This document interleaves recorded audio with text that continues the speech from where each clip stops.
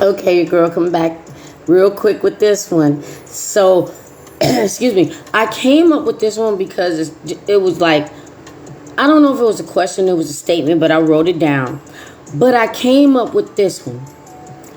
You will shed many, many tears.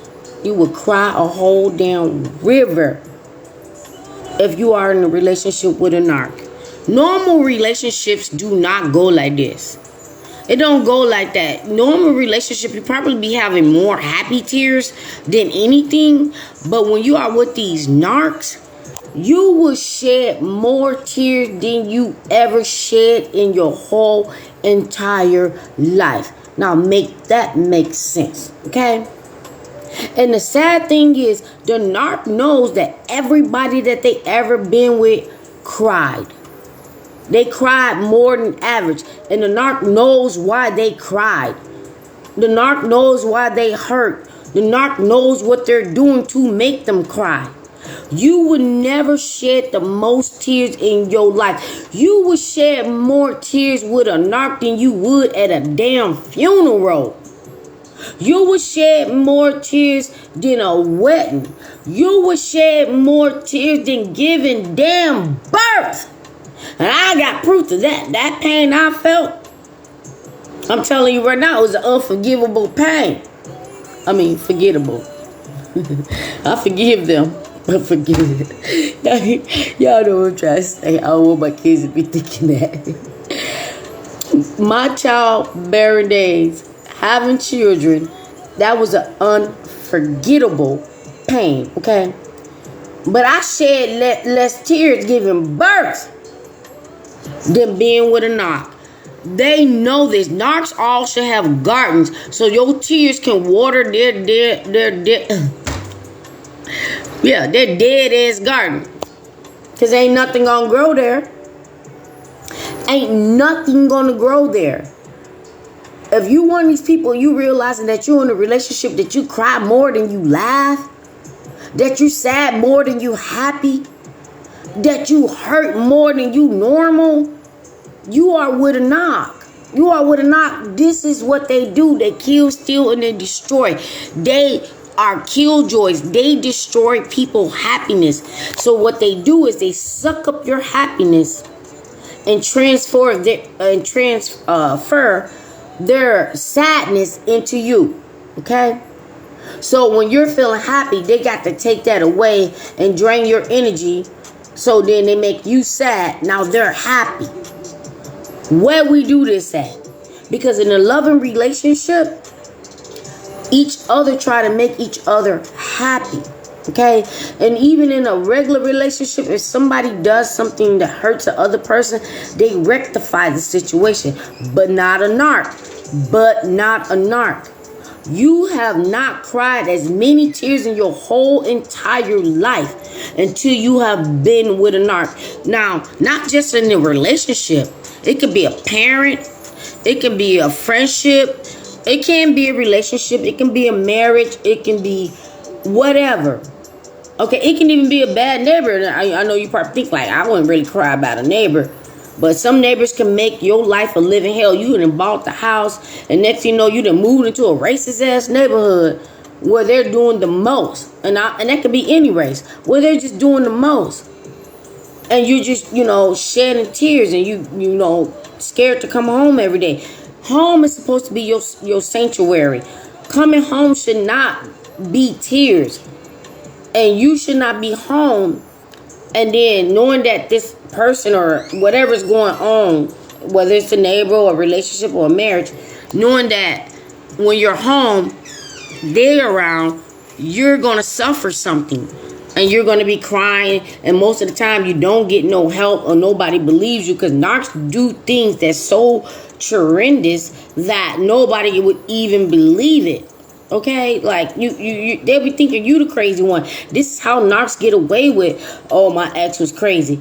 Because when you're telling the stories about what you've been through that they actually really did, nobody's going to believe you. But this is, like I said, this is the season of exposure.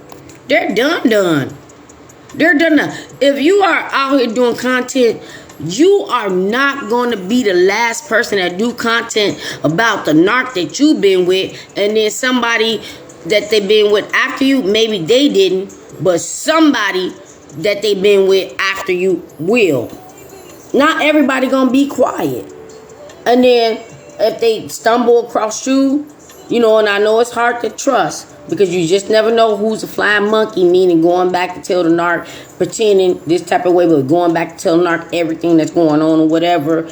You just use your discretion, okay? But what happens is God works his miracles. So if it's God's way, these people would get together. I've known the people that been with the same narc that are best friends to this day, because they trusted each other, and the stories was comparing, so they trusted each other, and they were just like, wow. They compared the stories and everything was the same. The narc did the same thing to each one of them. So the narc only got so much time, to the point where everybody's going to figure out who they are, and some people are going to expose them, okay? Some people are going to expose them. So no matter what it is, their time is up. And it don't even really matter. You don't have to do nothing. When God steps in, and when time is up for all of us on this tired ass earth that Satan runs, God got the last say. And that's their worst fear. They're not fearing you exposing them more than they're fearing God's wrath. Because they thought that they was him. And how dare them? God is like, oh, so you thought you were me? So you thought you were me? Okay. And even if narcs think they're good people, or if people think narcs are good people because they didn't see that side. Narcs are good with showing certain people one side, but showing you another side. Don't worry about how many people think that they're good. You don't have to convince them. Because once you're gone and they run out of all these people, they're eventually going to turn to those people too. Or God going to do his thing and they're going to get exposed. Why you think these celebrities are all getting exposed, okay? Now, this person said to me, she said she was with a narc, and she said the narc was cheating. She had all this evidence, and she presented it to the narc. And I have failed sometimes telling the narc certain things because I thought I was talking to a normal human being. But now that you got these videos and all this awareness, you know what not to say. Playing quietly. So she was like, I had all the evidence or whatever, and narc still would not confess. And she was like, narcs don't never confess. Let me tell you something, Ladybug. Narcs do confess. Narcs do confess. They confess while they're with you. They confess the whole entire during the relationship. And they definitely confess after the relationship, especially when they cannot get you back. Think about it. Think about some of the things they said or did where you scratched your head like, oh, think about the people that they was way too concerned about. Or think about the people that they claimed they hated so much. Or think about the things they said they would never do. Or think about the people they said they would never be attracted to. Or just think about it. That is all confessions. Everything that they're telling you, they are confessing. Or think about the times when they told you somebody else did something. Or, their best friend this, or their sister did this, or that. Narcs gaslight everybody they know. Now, a lot of people that the narc is in a narc type circle, maybe they work with the narc, maybe they work for the narc. A lot of them people do know it's a narc.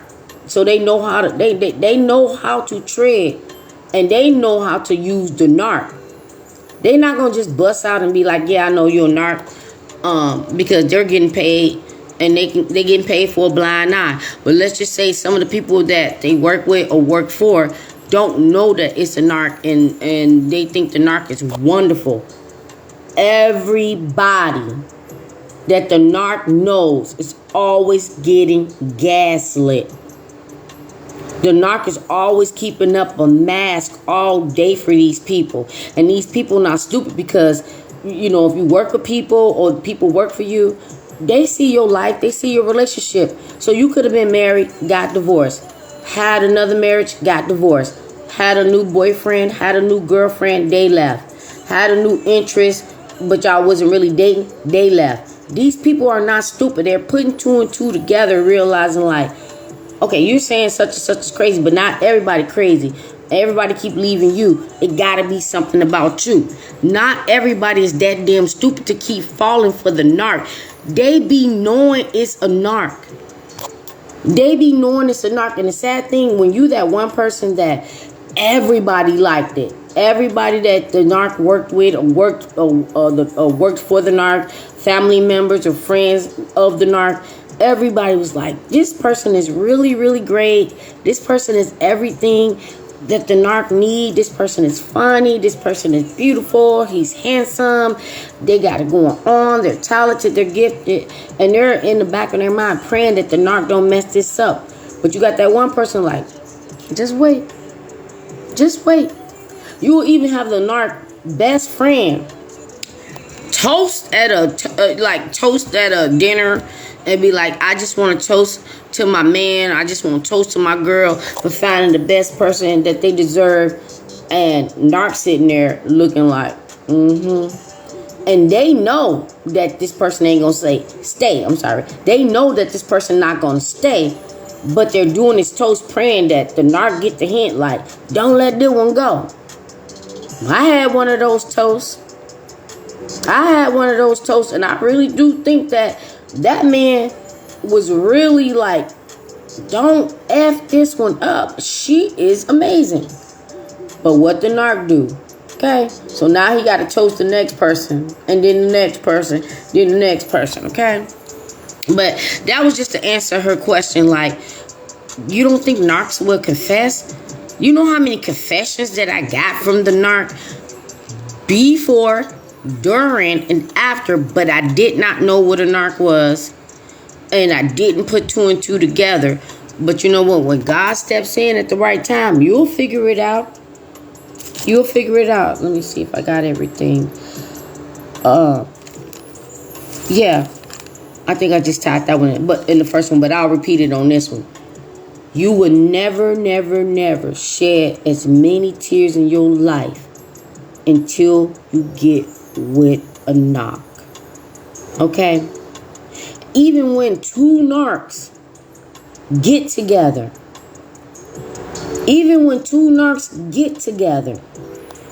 Now, the most strongest narc is going to be the one that win, okay? And that other narc is going to be the one shedding all those tears. Now, if two narcs get together, the other narc, the stronger narc, will shed tears just to get back the weaker narc. And then start grooming the weaker narc to cutting off everybody, isolating their damn selves, cutting off friends, family, people they love, and all their protection to be with this person that they was together, then they broke up. They was together, then they broke up. They was together, then they broke up.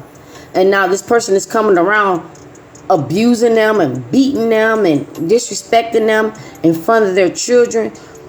But the trauma bond that they got going on, they both are trauma bond.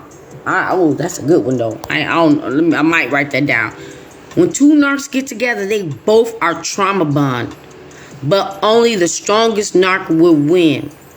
Because they running around, two narcs that's together, they run around sleeping with any and everybody. So all these soul ties are coming up, and they both are building more soul ties and more evil. Then they come back and sex each other. So now it's more and more soul ties. And let me explain something about a soul tie, and I gotta go. When you have a soul tie, it makes intimacy feel like no other, because you're not just sleeping with the person that you're sleeping with. You're sleeping with the person and all their demons and all the people that they have slept with. So then when they sleep with you, you're just climbing the walls, slinging around those chandeliers, running around in circles. You just flipping, doing backflips. You're a gymnastic and all these things. You're thinking like, nobody ever made me feel this way. And the only reason why some soul tie is the soul tie is so damn nasty that they sleeping with all these. I'm going to do this because devil trying to play. The soul tie is so damn nasty that they're sleeping with all these entities and with each other and all the things that each other did while they're combining as one. So let me make it simple. So let's say one narc slept with 1,000 people, the other narc slept with 2,000 people. Then they come together. So now you're sleeping with 3,000 people in the narc, and all these soul ties are tied together. So when you're having this sex, it's so fabulous because you got 3,000 people hunching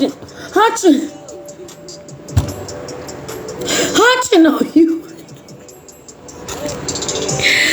They ain't even there. You be asleep and you be having nightmares, and the soul ties and the demons are still hunching on you.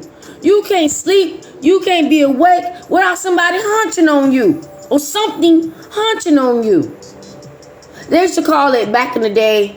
It wasn't a girl thing because girls really never talked about this. But boys always be like, oh, I woke up, I had a wet dream. Because a witch was hunching on you. Who goes to sleep and be like, well, let me not say that, because a narc would go to sleep and they would go to sleep, make a whole porno in their dream. Okay? Because them demons is in their dream hunching on them. Okay? And they be loving it. Like I told y'all, I gotta go.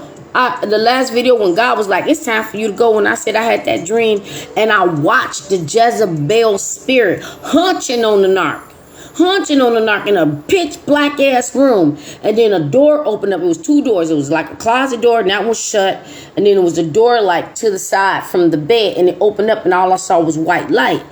And the Jezebel was hunching on the narc and tried to, formate itself to look like my sister. And in my dream, I said some words and I called it a B and said, you're not my sister.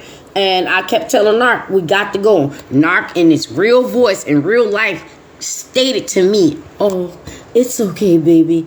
And I just walked up out that room and I walked up into that light. And that's when God saved me. Do not ignore your damn dreams. Do not ignore your damn dreams. That's why these creatures can't sleep. These creatures can't sleep because they can't ignore their damn dreams, because the demons is always there tormenting and hunching on them. That's what they hell gonna be like when they live this earth if they don't turn their life around and go find the Most High. They're gonna die, and every sexual, devious, nasty, disgusting things that they ever did or wanted to do or did to other people, that's gonna be their hell. So can you imagine living eternity having a hunch? Anything and everybody? Never sleeping, never breathing, never eating, never nothing, just hunching.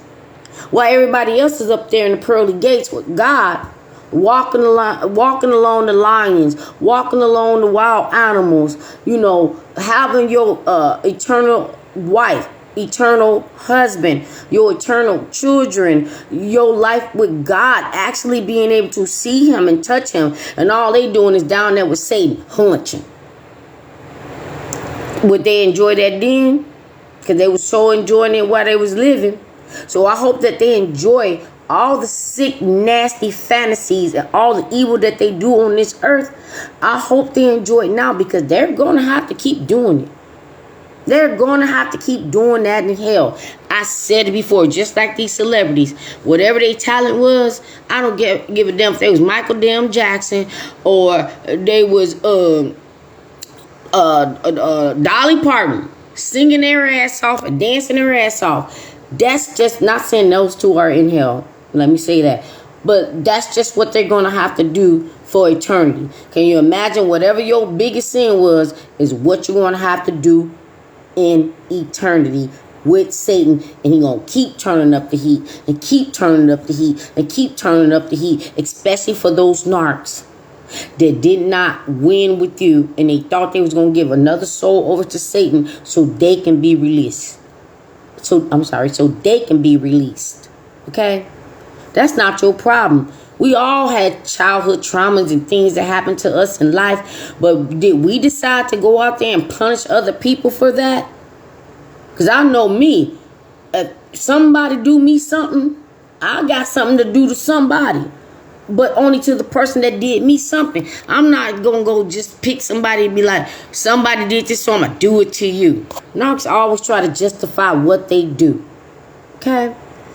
Now, before I just keep on going, the girl got to go. May you guys sleep, slumber, and be blessed, sleeping in your peace with the Most High covering you with the blood of Jesus and the angels surrounding you as you're sleeping and slumbering. And may only the downloads from the Most High come to you in your dreams so you can wake up refreshed and be on your mission. Now, this is really hard for me tonight because I have so many notes. So I just tried to tie 2-3 things into one video. But I hope this resonate. Like, subscribe. Come on, support your girl. Subscribe, leave a comment, and you can actually drop something like if it's something that you want to discuss or a topic that you want me to discuss or whatever. I can do that. I don't have to put your information out there.